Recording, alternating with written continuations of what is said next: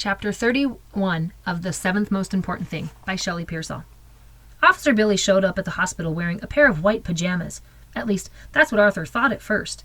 He was in the waiting room with the old lady and all of the other permanent-looking hospital visitors when Officer Billy barreled through the door about an hour after he'd called her. Her dark hair was sticking up in spiky tufts, and a brown purse dangled loosely over her arm. Arthur was so used to seeing Officer Billy in her precisely creased uniform that he might not have recognized her if it hadn't been for the voice. "Mr. Owens, there you are," she belted out. "I've been trying to locate you all over the hospital." Arthur wouldn't have admitted it to anyone. They would have had a field day with it at juvie, but he was sort of glad to see his probation officer. "Karate," Officer Billy said, explaining her odd outfit as she came over to Arthur. "Saturday classes."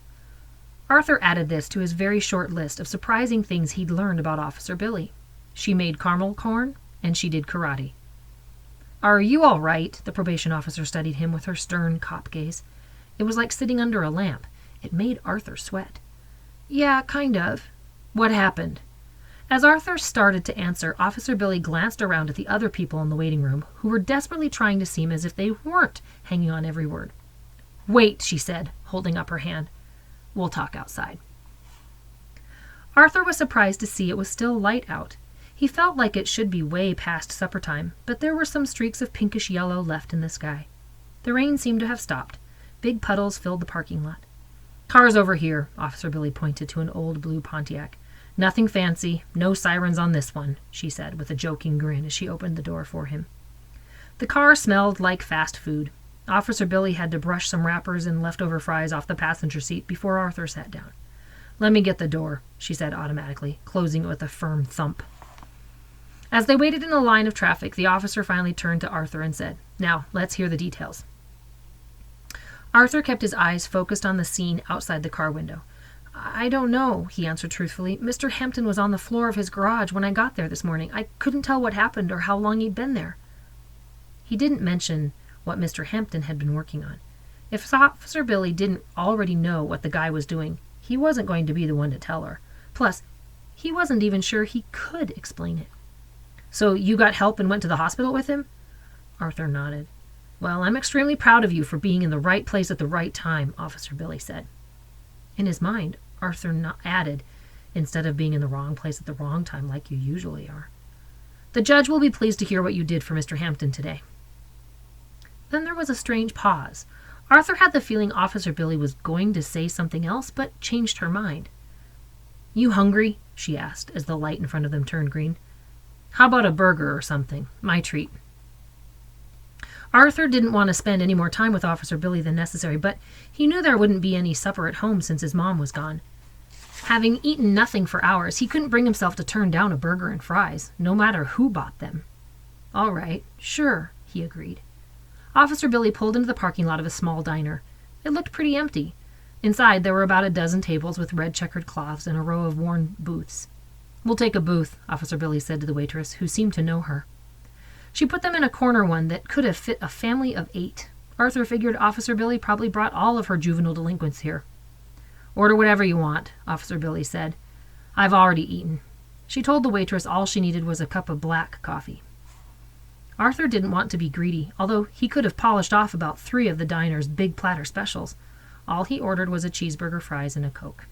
Fortunately, everything came pretty quickly. He was just finishing his meal, carefully scraping up the last globs of ketchup with his fries, when Officer Billy said she had something serious to talk about now that he was done eating. Right then. Arthur knew he never should have agreed to Officer Billy's offer of a free meal. He'd been on the receiving end of enough of bad news to know when more was coming.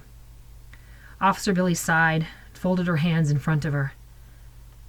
"I'm not going to sugarcoat it. You know me, I don't sugarcoat things."